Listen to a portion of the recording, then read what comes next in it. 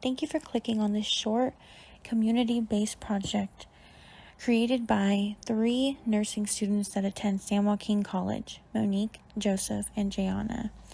Enjoy this short presentation about anorexia. Anorexia, more clinically known as anorexia nervosa, is an eating disorder characterized by an intense fear of gaining weight.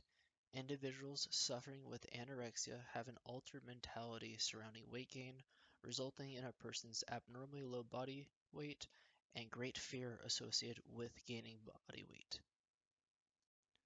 This can be seen in the pictures to the right of the slide. You can see a woman looking into the mirror, but instead of seeing herself, she sees an image representing how anorexia morphs the self-image that people have when they have anorexia. The bottom left picture depicts how thin and skinny an individual with anorexia may be by contrasting the amount of muscle and fat to the individual's skeleton. The picture on the bottom right describes how strict an individual with anorexia may be with their food consumption on a daily basis. Next, I will be discussing the national prevalence of anorexia. The median age regarding the onset of symptoms for anorexia is 21 years old. Even though this is one of the most well-known eating disorders globally, in the US, anorexia affects less than 2% of the population. For the individuals that have anorexia, roughly 50% of those individuals also meet the criteria for at least one other core mental disorder, such as anxiety disorder.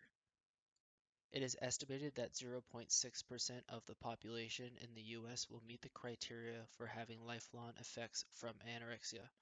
Women have 3 to 1 odds in developing lifelong anorexia when compared to men. The chart on the right depicts the chances of an individual with an eating disorder also having another mental disorder.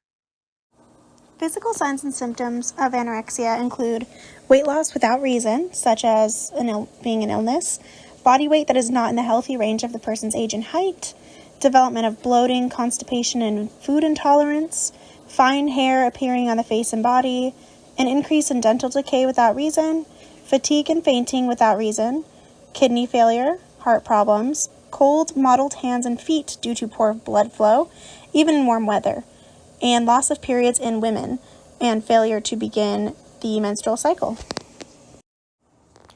Psychological signs and symptoms of anorexia include an intense fear of gaining weight or ongoing behavior that does not enable weight gain, obsessive concern and rules about dieting, body shape, and weight, anxiety and irritability regarding meals, depression and anxiety in general, low self-esteem along with perfectionism, slowed thinking and decreased ability to concentrate, distorted body image, for example, a person who believes they are fat when they are severely underweight, expressions of low self-worth, and loss of libido.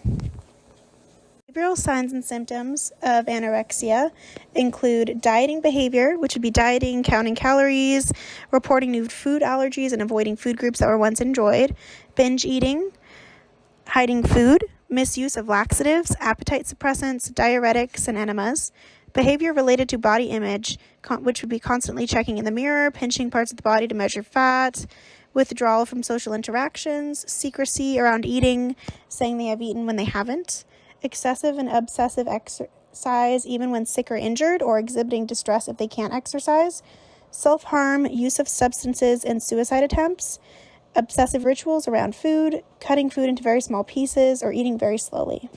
Risk factors can be biological, psychological, or social. For biological, they include having a close relative with an eating disorder, a close relative with a mental health condition, having a history of dieting, negative energy balance, or type 1 diabetes. Psychological includes perfectionism, body image dissatisfaction, a personal history of an anxiety disorder, and behavioral inflexibility.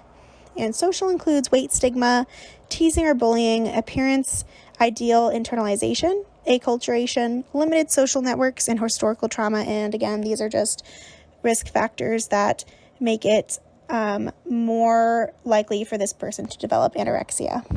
Preventative measures include prevention programs which are systems and trainings developed in order to prevent eating disorder onset in a population.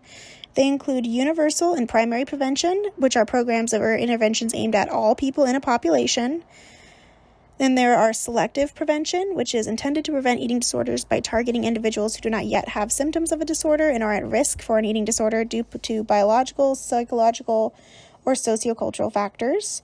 And then there is indicated targeted prevention, which targets people who are at high risk due to warning signs and or clear risk factors. There are also the Preventive Measures of the Body Project, which is a group-based intervention that provides a forum for women and girls to confront unrealistic beauty ideals and engages them in the development of healthy body images.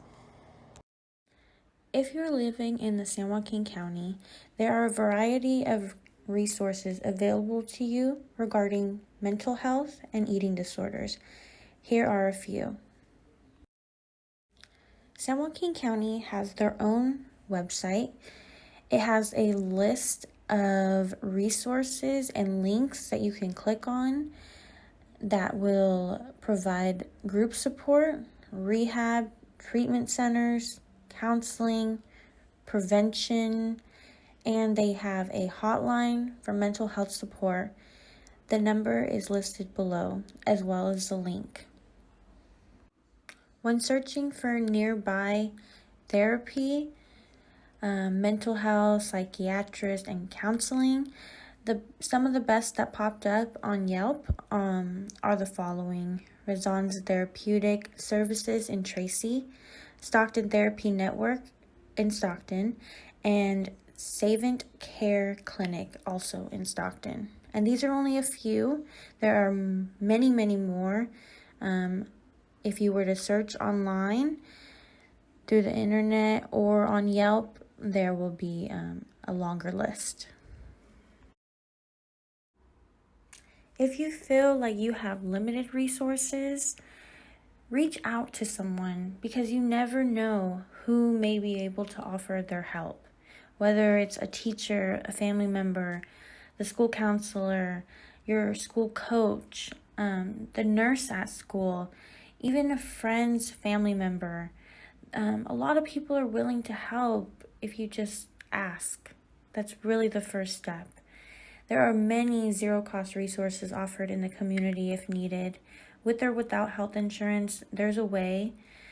Sometimes, if you just ask, you'll find the answer. As a nursing student, being the future of nursing, it's important to look for signs of this mental health issue. Recognizing the signs is the first step in offering help to someone who may be too scared or nervous to seek help themselves. It's important to do our assessment. Provide care can include many different ways. Some listed are providing informational pamphlets, reporting any suspicion to the doctor and or the parent if you feel that adolescent or youth has the right support system. There are situations where it may not be best to report to the parent. And lastly, providing privacy for your patient allows them to feel more safe, and they may be able to feel more comfortable to open up to you. And these are very important when you start your nursing career, to take these into consideration. Benefits of community health resources overall benefit the community in several ways: through education, providing hope, spreading awareness, providing information, and providing prevention measures. Awareness can lead to prevention and early diagnosis and treatment for people suffering from anorexia. And it's important for people to know about eating disorders because they usually develop through a combination of psychological, genetic, and social factors. Learning about these issues helps friends and family members gain a better understanding of why their loved one developed anorexia nervosa. Anorexia nervosa is not explicitly listed in the topics of Healthy People 2020. However, mental health and nutrition are both topics that are. Mental health, or more specifically depression, is a psychological sign and symptom of anorexia. Nutrition is discussed as a leading health indicator as well and is greatly affected in individuals suffering from anorexia. So while anorexia is not an LHI of Healthy People 2020, it is very closely associated with some that are. Reflecting back on the previous presentation, If someone you know suffers from an eating disorder, provide support. A listening ear is sometimes all the person really needs. Provide resources to them. Local support group, counseling, treatment centers, you name it, they may need it. Avoid putting that person down or making them feel guilty. Everyone has their own background and story and the reasons why they make the decisions that they make. It may not make sense to you, but it does to them. So try to find ways to understand that. Find ways to support them and never criticize or judge them. Be the friend that they need. And if you believe you may be suffering from an eating disorder, seek help. Remember, you are not alone. You've made it to the end of our presentation. Thank you for watching. I hope you enjoyed. If you're suffering with anorexia or any other mental health disorders, just remember you can overcome any obstacle. Be strong, be brave, be the best version of you.